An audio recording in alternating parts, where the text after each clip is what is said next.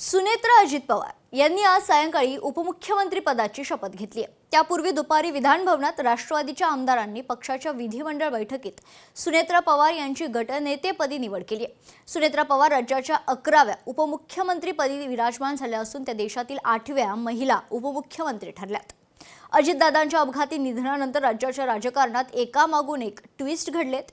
या निमित्तानं नव्या राजकीय समीकरणांची जुळवाजुळव करण्यात आली। राष्ट्रवादी पक्षाची धुरा आता सुनेत्रा पवार स्वतः सांभाळतील। मी सुनेत्रा अजित पवार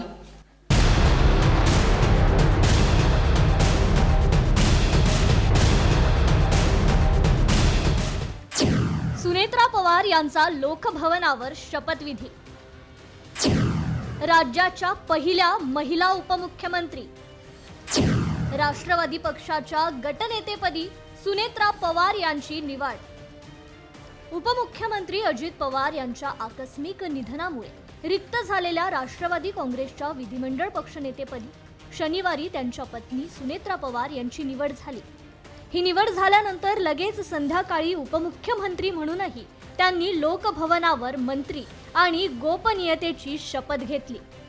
मी सुनेत्रा अजित पवार गांभीर्यपूर्वक प्रतिज्ञा करते की कायद्याद्वारे स्थापित झाले आहे अशा भारताच्या संविधानाबद्दल मी खरी श्रद्धा व निष्ठा बाळगीन। मी भारताची सार्वभौमता व एकात्मता उन्नत राखीन। मी महाराष्ट्र राज्याची उपमुख्यमंत्री म्हणून माझी कामे निष्ठापूर्वक व सद्विवेक बुद्धीने पार पाडेन आणि संविधान व कायदा यानुसार सर्व तऱ्हेच्या लोकांना मी गांभीर्यपणे व निपक्षपातीपणे तसेच कोणाच्याही विषयी ममत्वभाव किंवा आकस न बाळगता न्याय वागणूक देईन। मी सुनेत्रा अजित पवार गांभीर्यपूर्वक प्रतिज्ञा करते की महाराष्ट्र राज्याची उपमुख्यमंत्री म्हणून माझ्या विचारार्थ आणली जाईल किंवा मला ज्ञात होईल अशी कोणतीही बाब अशी उपमुख्यमंत्री म्हणून माझी कामे यथायोग्य पार पाडण्यासाठी आवश्यक असेल ते खेरीज करून एरवी मी कोणत्याही व्यक्तीला किंवा व्यक्तींना प्रत्यक्षपणे वा अप्रत्यक्षपणे कळवणार नाही किंवा त्यांच्याकडे उघड करणार नाही।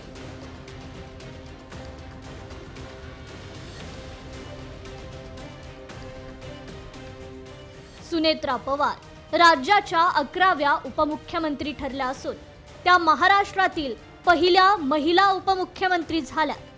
सुनेत्रा पवार यांची देशातील 8व्या महिला उपमुख्यमंत्री म्हणून नोंद झाली आहे। जमुना देवी, काँग्रेस 1 डिसेंबर 1998 मध्य प्रदेश। कमला बेनीवाल, काँग्रेस 25 जानेवारी 2003 राजस्थान। राजिंदर कौर भट्टल, काँग्रेस 6 जानेवारी 2004 पंजाब। कमुला पुष्पा श्रीवानी, YSR काँग्रेस 8 जून 2019 आंध्र प्रदेश। रेणू देवी, भाजप 16 नोव्हेंबर 2020 बिहार। दिया कुमारी, भाजप 15 डिसेंबर 2023 राजस्थान। प्रवती परिदा, भाजप 12 जून 2024 ओडिशा। राष्ट्रवादी काँग्रेस पक्षाच्या विधिमंडळ बैठकीत सुनेत्रा पवारांची राष्ट्रवादीच्या गटनेतेपदी निवड करण्यात आली आहे। तसेच विधिमंडळ नेता म्हणूनही त्यांची निवड करण्यात आली। बैठकीत दिलीप वळसे पाटलांनी सुनेत्रा पवारांच्या नावाचा प्रस्ताव मांडल्यावर छगन भुजबळ यांनी त्याला अनुमोदन दिलं। त्यानंतर त्यांची एकमताने निवड जाहीर करण्यात आली। हात मांडला की राष्ट्रवादी काँग्रेस पक्ष याच्या विधानमंडळ नेतेपदी सुनेत्राताई पवार यांची नेमणूक करण्यात येत आहे आणि विधानमंडळाच्या संदर्भातील निर्णयाचे सर्व अधिकार त्यांना देण्यात येत आहे। राज्याचे उपमुख्यमंत्री अजित पवार यांचं बुधवारी बारामती इथे विमान कोसळून झालेल्या अपघातात निधन झालं। अजित पवार यांच्या निधनाने महाराष्ट्राला मोठा धक्का बसला। नुकत्याच झालेल्या राज्यातील महानगरपालिका निवडणुकीत अजित पवार यांनी महाराष्ट्र पिंजून काढला होता। अजित पवार यांनी प्रचार सभांचा सपाटा लावला होता।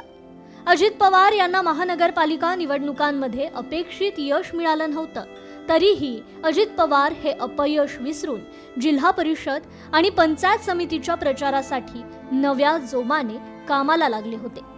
जिल्हा परिषद निवडणुकीच्या प्रचारासाठीच अजितदादा बारामतीसाठी मुंबईहून विमानाने रवाना झाले होते. मात्र नियतीच्या मनात वेगळंच होतं. विमान उतरण्याला अवघी 3 मिनिटं असताना विमानाला भीषण अपघात झाला. एका क्षणात होत्याचं नव्हतं झालं आणि अजितदादांसह 5 जणांचे या अपघातात निधन झालं.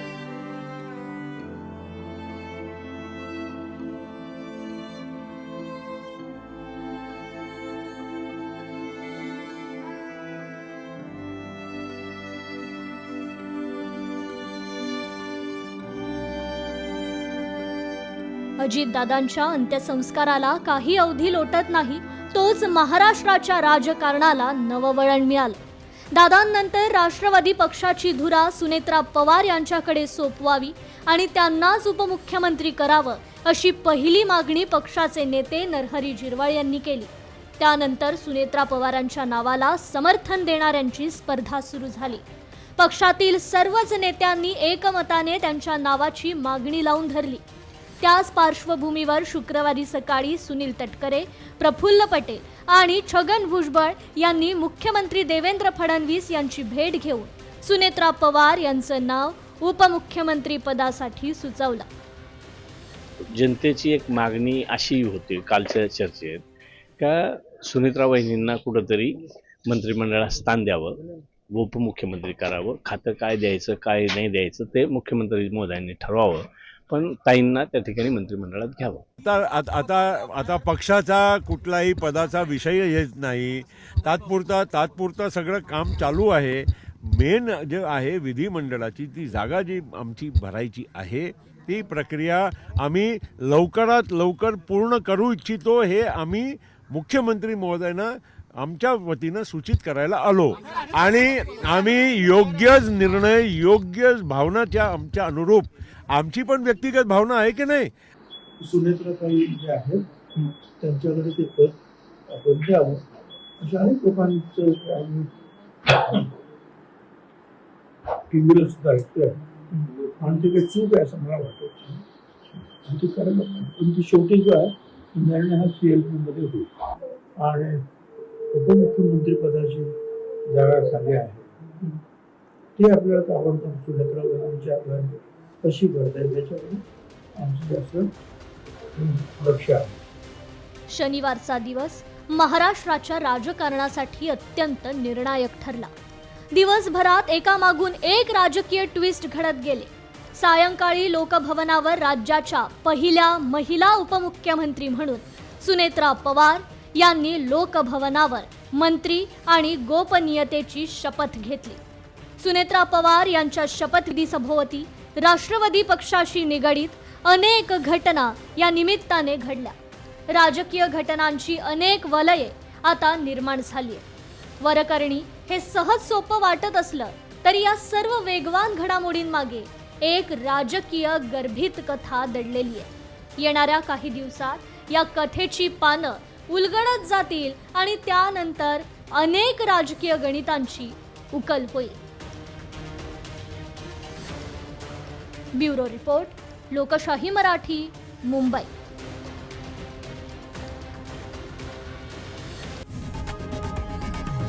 लोकशाही मराठी ऐका, पहा, जागरूक रहा.